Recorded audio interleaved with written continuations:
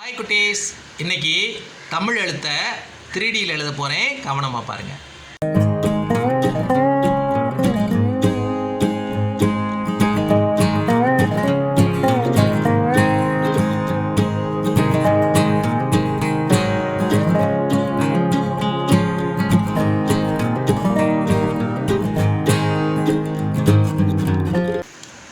இதில் இருக்கிறது மாதிரி 6 கோடுகள் போட்டுக்குங்க.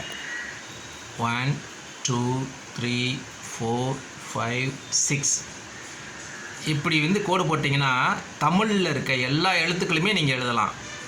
அது எப்படின்னா, மேலே இருக்கிறது பூரா ஒரே மாதிரி வரும்.